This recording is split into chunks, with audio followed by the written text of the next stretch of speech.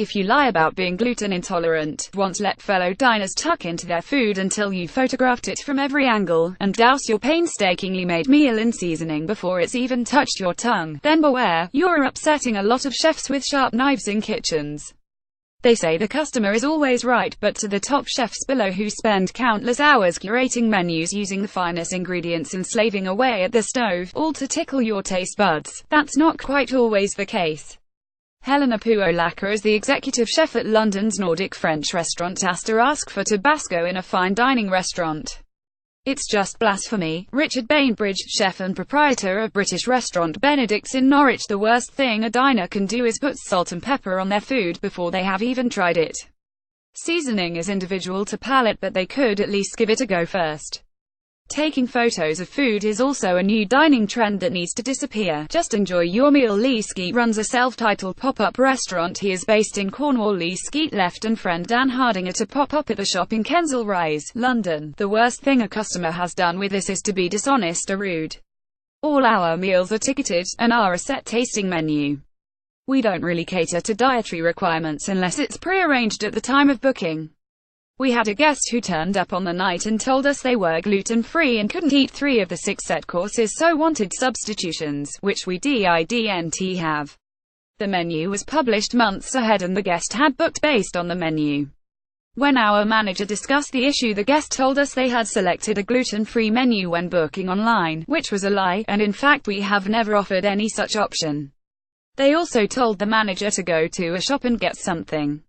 We try to be understanding and fair to everybody, and are extremely grateful for all of our guests, but when somebody is lying to your face repeatedly and you know it, it's incredibly arrogant and patronizing. The guest went on to eat all of the tasting menu, including the dishes containing gluten, but added insult by requesting that we go out and get cracked black pepper for them and then covering every course in it. Arnie Arora, the head chef at Nirvana Kitchen, an Asian fusion restaurant in Marylebone, London, arriving really late for the reservation is annoying. As is making up your mind, then placing your order and sending back a dish you don't like but have eaten more than half of and being rude to the server. Paul Wedgwood is head chef and co-owner of Wedgwood in Edinburgh, which specialises in Scottish produce with occasional Asian touches. I really hate it when someone books in advance and mentions they have severe life-threatening food allergies, only for the diner to get to the desserts and order the sticky toffee pudding because a little bit won't hurt. We make sure when this happens we have as much of the full menu as possible available, all made without dairy or nuts or gluten and so on, and it is prepared in strict conditions where cross-contamination could not occur. Usually one chef will stay on after the previous night's service to cook alone through the night. Please just be honest with us. Daniel Fletcher, head chef at Fenchurch Restaurant, in Sky Garden, London. Be rude to the staff. I have so much respect for my colleagues, and find it hard when they have to handle this kind of behavior. Eric Guignard, head chef at the French Table in Surbiton, London. The worst thing would have to be if a diner asked me to prepare a dish with no salt. Andrew Dargue, head chef at vegetarian restaurant Vanilla Black in London, without prior notice, turning up with a list of things they can't eat and assuming that it can be done for them in the middle of service.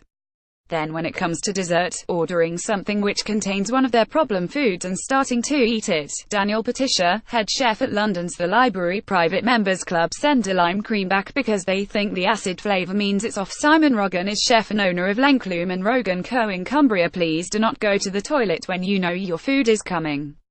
Hari Gotra is an Indian chef who works at Tamarind of Mayfair, London. Eat and pay for food that they are not entirely happy with. Speak to the staff, they will help. No chef wants to serve food that is not enjoyed. More about chef's food and drink. Restaurant diners reuse content.